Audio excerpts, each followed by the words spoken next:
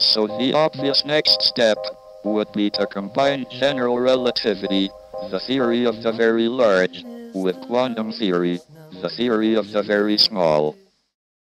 Parmi les contributions les plus significatives à la compréhension des trous noirs se trouve le travail de Stephen Hawking.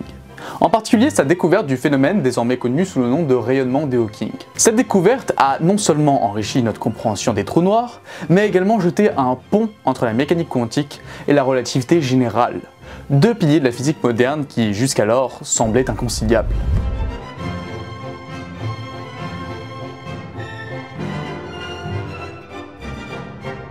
Le rayonnement de Hawking est un phénomène assez complexe qui est impossible à comprendre si on n'a pas les connaissances requises sur les trous noirs et la théorie quantique des champs.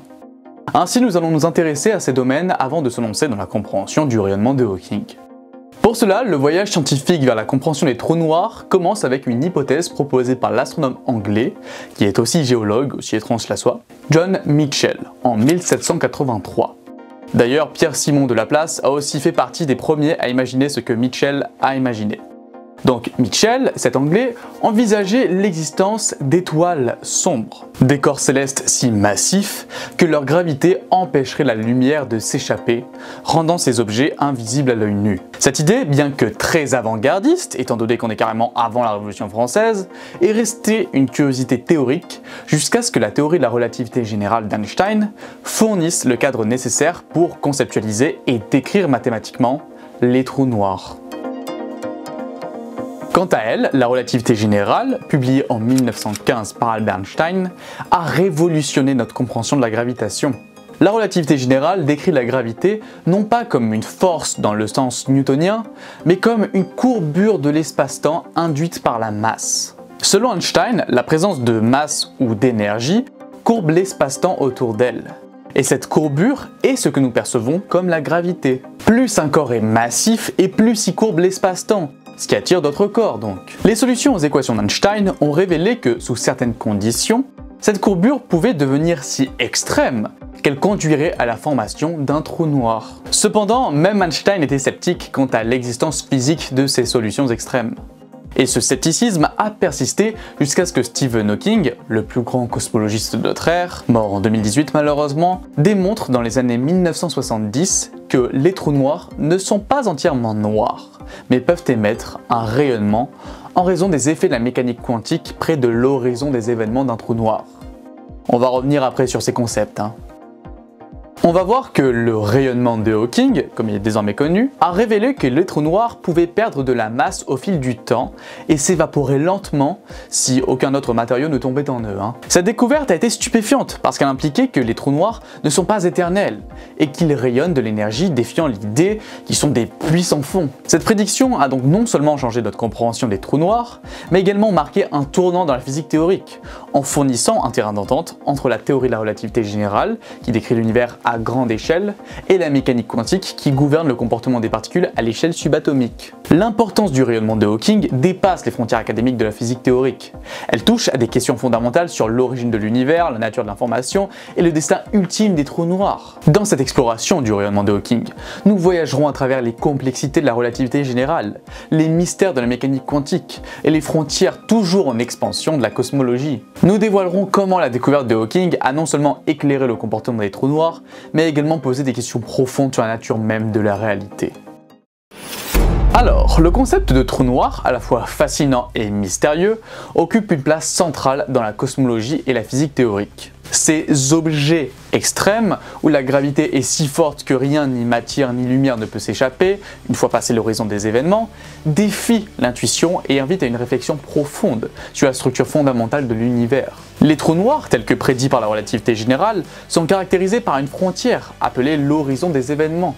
Cet horizon marque le point de non-retour. Toute matière ou rayonnement qui le franchit est inexorablement attiré vers le centre du trou noir. Le temps et l'espace perdent leur signification habituelle à l'intérieur de cet horizon des événements.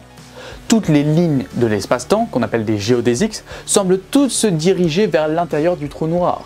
C'est pour ça que les trous noirs sont invisibles, puisque les photons, donc les particules de lumière, convergent tous vers le centre. Et le centre d'un trou noir est sa singularité.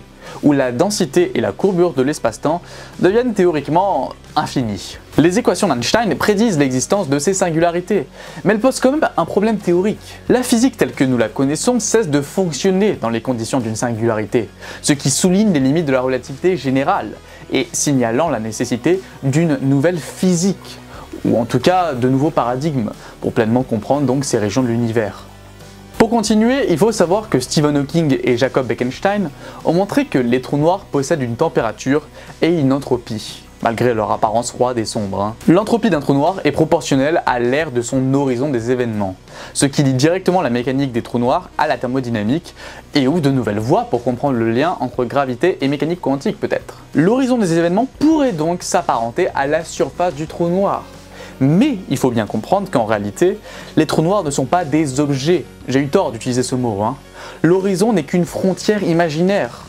En réalité, les trous noirs sont des régions de l'espace-temps. Une région sphérique, une sorte de bulle. Et dès qu'on passe une certaine zone dans cette bulle, qui est l'horizon, la gravité est si intense que rien ne peut s'échapper. Mais malgré ça, un trou noir, ça peut rayonner. Quand un trou noir est entouré de matière, il rayonne. Et on peut le détecter depuis la Terre.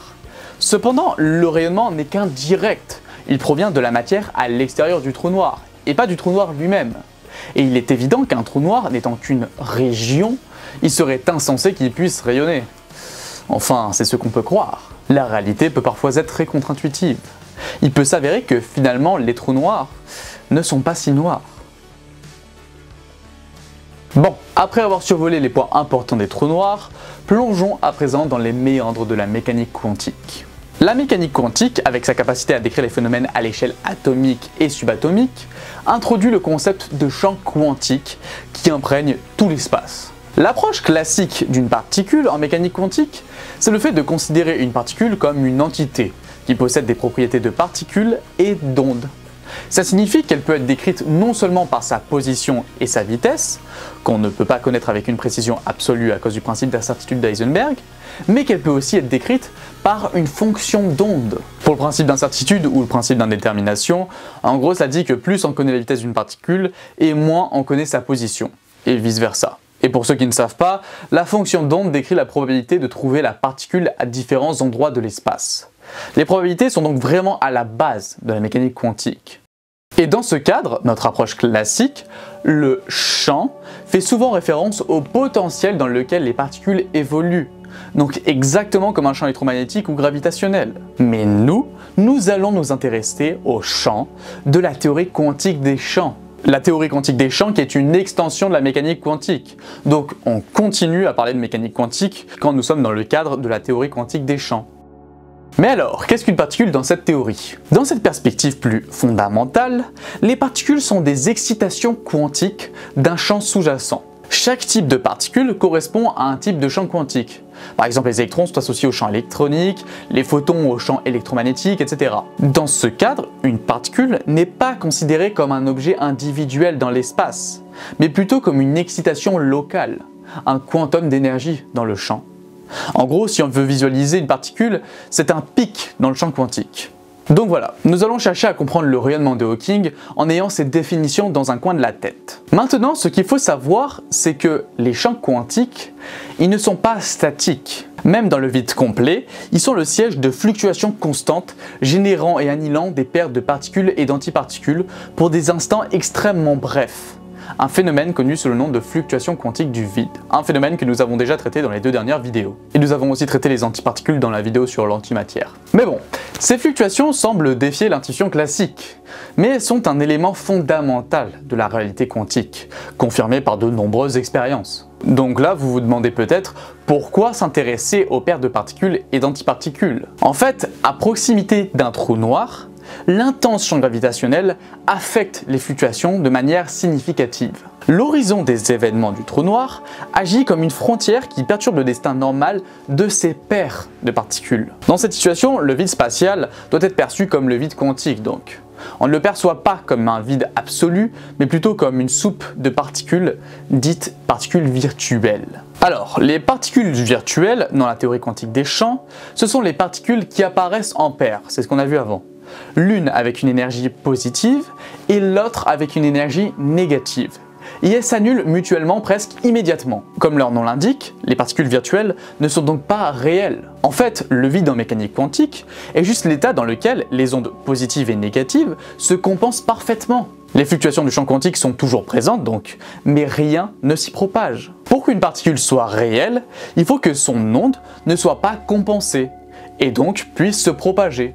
Et pour dire une vraie particule réelle, doit forcément avoir une énergie positive. Ça n'existe pas, une particule réelle avec une énergie négative. Et les particules virtuelles ne peuvent pas devenir réelles, et elles restent donc indétectables. Principalement parce que toute particule observable doit forcément posséder une énergie positive. Cependant, près d'un trou noir, l'extrême courbure de l'espace-temps modifie les règles. Les particules avec une énergie négative, qui normalement n'auraient aucune existence durable, peuvent acquérir une forme d'existence si elles sont absorbées par le trou noir. Quand une paire de ces particules virtuelles apparaît près de l'horizon des événements, il est possible que la particule à énergie négative tombe dans le trou noir, laissant son ami positif s'échapper dans l'espace. C'est ce qu'on appelle le rayonnement de Hawking. Certains pourront se demander si les trous noirs sont des corps noirs. Eh bien oui, ils absorbent toutes les radiations qui les frappent et ils émettent un rayonnement thermique. Donc le rayonnement de Hawking est bien ce qu'on appelle un rayonnement thermique. Le spectre de ce rayonnement correspond parfaitement au spectre émis par un objet du fait de sa température. Et l'implication la plus surprenante de ce processus de rayonnement thermique est la perte de masse progressive qu'il engendre pour le trou noir. À mesure que le trou noir émet du rayonnement, il perd de l'énergie et donc de la masse, dans un processus qui, théoriquement, pourrait conduire à son évaporation complète. Avec le rayonnement de Hawking, on peut donc attribuer une température au trou noir, correspondant à l'énergie de leur rayonnement. Les gros trous noirs sont très froids, car au niveau de l'horizon, la courbure se fait très peu ressentir pour les gros trous noirs. Les gros trous noirs vont donc s'évaporer plus lentement, puisque les particules avec une énergie négative vont moins être absorbées. A contrario, plus un trou noir est petit, plus son rayonnement est énergétique, correspondant à une température élevée. C'est quand même surprenant, puisque d'ordinaire, quand un corps perd de l'énergie en rayonnant, sa température diminue. Alors que pour un trou noir, le fait de perdre de l'énergie le fait rétrécir, et sa température augmente. Bon, en même temps, il ne faut pas oublier que les trous noirs ne sont que des régions, ce ne sont pas des corps à proprement parler. Les trous noirs ont donc une tendance naturelle à de plus en plus se réchauffer au fur et à mesure que leur évaporation s'accélère. Et la quantification du rayonnement de Hawking se fait à travers une des équations les plus connues de la physique, l'équation de la température de Hawking. C'est la première fois qu'une formule fait intervenir toutes les constantes de la physique moderne. Cela réunit la relativité, la physique quantique et la thermodynamique. On retrouve la constante de Boltzmann, la constante de la vitesse de la lumière dans le vide, la constante gravitationnelle, m c'est la masse du trou noir, et même la constante de Planck. J'ai aussi fait une vidéo sur cette constante pour ceux qui veulent. Bizarrement, c'est la vidéo la plus populaire sur ma chaîne.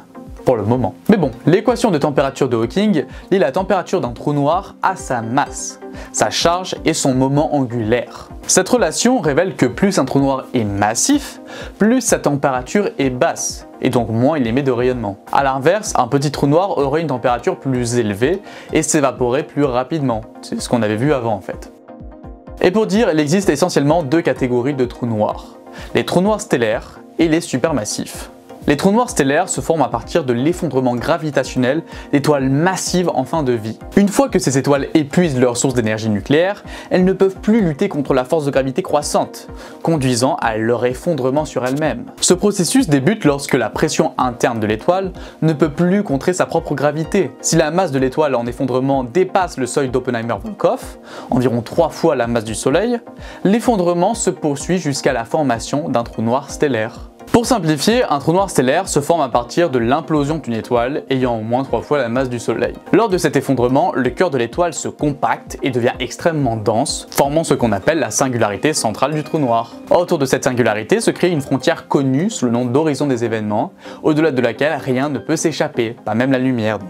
Voilà comment on arrive à notre trou noir. De plus, la naissance d'un trou noir stellaire peut être, et même souvent, accompagnée d'une supernova, une explosion massive libérant une énergie colossale. Suite à cette explosion, la matière éjectée peut former un disque d'accrétion autour du trou noir, enrichissant ainsi son environnement immédiat. D'autre part, les trous noirs supermassifs, qui se trouvent généralement au centre des galaxies, restent un mystère quant à leur origine, faisant l'objet de recherches approfondies. Contrairement aux trous noirs stellaires, leur processus de formation n'est pas clairement établi et continue d'intriguer la communauté scientifique.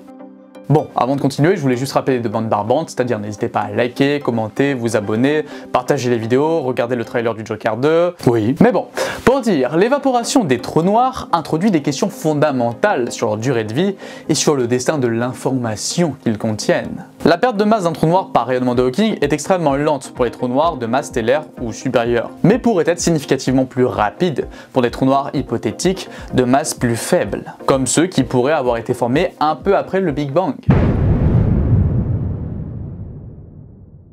Et pour ceux qui se demandent pourquoi est-ce que cela pose des problèmes par rapport au destin de l'information, c'est relativement simple. Habituellement en physique, quand nous avons un état final, il est possible en théorie de remonter en arrière jusqu'à l'état initial du système. Mais avec les trous noirs, c'est très perturbant car deux trous noirs parfaitement identiques peuvent en théorie se former à partir de deux étoiles totalement différentes. De plus, si les deux trous noirs venaient à s'évaporer, il ne resterait plus rien de ce qui s'est passé juste avant. Nous sommes face au paradoxe de l'information. Pour le moment, nous croyons que l'information capturée par le trou noir est perdue à jamais. Mais bon, peut-être qu'une fois le trou noir évaporé, il est possible que l'information reste figée à l'horizon des événements, ou est capturée puis ensuite emportée par le rayonnement de Hawking. Voire peut-être qu'un trou noir ne disparaît jamais totalement et peut-être qu'il laisserait derrière lui un résidu. Voire on pourrait peut-être aussi parler de trous blancs, mais là ça fait intervenir les trous de verre et il y a déjà une vidéo là-dessus. Peut-être si on parvenait à obtenir ces informations, qui sait, nous pourrions percer les secrets de notre cosmos. Bon, voilà pour le paradoxe de l'information. À présent, on peut continuer en parlant du fait que malgré l'importance révolutionnaire du rayonnement de Hawking, Stephen Hawking lui-même n'a jamais reçu de prix Nobel pour cette découverte. Les critères du comité Nobel pour l'attribution du prix en physique, et c'est pas bête en soi, ça exige une confirmation expérimentale des prédictions théoriques, ce qui dans le cadre du rayonnement de Hawking s'est avéré extrêmement difficile. Cependant, cela n'enlève rien à l'importance de la découverte, qui continue d'influencer profondément les domaines de la physique théorique, de la cosmologie et de la recherche sur les trous noirs. Mais bon, là vous vous demandez peut-être pourquoi est-ce que le rayonnement de Hawking est si compliqué à prouver. En fait, la principale difficulté dans l'observation du rayonnement de Hawking réside dans sa faible intensité. Pour un trou noir de masse stellaire, la température associée au rayonnement de Hawking est inférieure à celle du fond diffus cosmologique, rendant son observation directe pratiquement impossible avec la technologie actuelle. De plus, la plupart des trous noirs que l'on connaît pèsent plusieurs milliards de tonnes car se sont formés à partir de l'effondrement d'étoiles massives. Le rayonnement de Hawking, comme on l'a vu, est extrêmement faible. Sa température ne dépasse pas quelques milliardièmes de degrés au-dessus du zéro absolu, et il n'est composé que de particules sans masse comme les photons. Ça induit que le processus d'évaporation est négligeable. Alors je n'ai pas trouvé le nombre exact, mais en gros pour les voir s'évaporer, il faudrait plusieurs milliers de milliards et encore quelques milliards de fois l'âge de l'univers. Pas d'années, l'âge de l'univers. Et pour rajouter des difficultés, comme si ça ne suffisait pas, dans l'univers, nous l'avons vu plein de fois sur cette chaîne, il y a le fond diffus cosmologique. Le fond diffus cosmologique est un rayonnement électromagnétique résiduel provenant des premiers instants de l'univers, environ 380 000 ans après le Big Bang. Ce rayonnement est extrêmement uniforme dans toutes les directions, mais comporte de très légères variations de température qui nous renseignent sur la distribution de la matière dans l'univers primitif. Ces variations ont servi de graines pour la formation des structures à grande échelle de l'univers, telles que les galaxies et les amas de galaxies. Le fond diffus cosmologique est donc une preuve clé en faveur du modèle du Big Bang et est étudié en détail pour les astrophysiciens pour comprendre les origines et l'évolution de l'univers. Mais bon, tout ça pour dire que l'univers étant rempli du fond diffus cosmologique, qui est un rayonnement, les trous noirs vont l'absorber pour finalement grossir. Le grossissement des trous noirs prend largement le dessus sur l'évaporation. Donc puisque les trous noirs grossissent, ils émettent moins de rayonnement de Hawking, donc c'est encore plus dur de les observer. Mais bon, puisque l'univers est en expansion accélérée, l'énergie du fond diffus cosmologique diminue au fur et à mesure. L'évaporation pourrait ainsi prendre le dessus. Mais pour ça, il faut attendre plusieurs centaines de milliards d'années. Donc autant le dire, à part si l'espèce humaine est devenue une espèce multiplanétaire d'ici là, on n'atteindra jamais cette époque. Bon, voilà pour les difficultés. Il y en a beaucoup, hein. Cependant, il faut savoir que des expériences de laboratoire tentent de simuler des conditions analogues à celles de l'horizon des événements des trous noirs, pour observer des phénomènes similaires au rayonnement de Hawking. Ces expériences, bien qu'indirectes, pourraient fournir des preuves tangibles de l'effet de Hawking. De plus, la recherche continue sur les mini-trous noirs primordiaux, qui, s'ils existent, pourraient offrir une meilleure chance d'observer le rayonnement de Hawking. Ces trous noirs, potentiellement créés dans les conditions extrêmes du Big Bang, seraient suffisamment petits pour que le rayonnement de Hawking soit significatif, conduisant potentiellement à leur évaporation observable dans l'univers actuel. Bon, à présent, vous vous demandez peut-être comment Stephen Hawking a fait pour découvrir le rayonnement de Hawking. Surtout quand on voit toutes les difficultés auxquelles il faisait face. Il faut rappeler qu'il était dans un contexte où la théorie de la relativité générale et la mécanique quantique étaient inconciliables. Malgré cela, il restait possible pour lui d'étudier le comportement de particules quantiques dans un espace courbé, dans certaines conditions bien particulières. En fait, on doit imaginer l'espace-temps figé. Sachant qu'en vrai, il ne l'est pas du tout.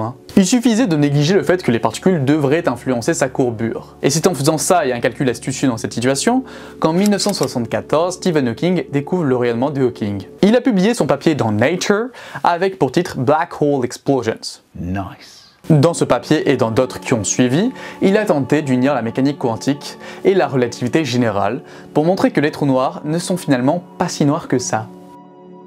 Et pour les abonnés fidèles, je voulais vous dire que ça serait cool que vous puissiez peut-être choisir le sujet de chaque vidéo. Alors je vais essayer de faire comme le système de Maths se fait des films, c'est-à-dire à la fin de chaque vidéo, vous proposez différents sujets possibles. Et vous pouvez voter en allant dans l'onglet communauté sur la chaîne. En soi, le système il est sympa, ça permet de mieux prendre en compte votre avis et ainsi de faire des vidéos qui sont peut-être plus susceptibles de vous intéresser. Alors évidemment, je suis ouvert aux suggestions, mais le choix des prochaines vidéos ne passera que par le vote. Et ce n'est pas parce qu'un sujet n'a pas été choisi que je ne le reproposerai pas dans un prochain sondage évidemment. Ainsi, le sondage sera ouvert dès la sortie de la vidéo et durera pendant un jour pour que je puisse quand même commencer l'écriture du script le plus tôt possible.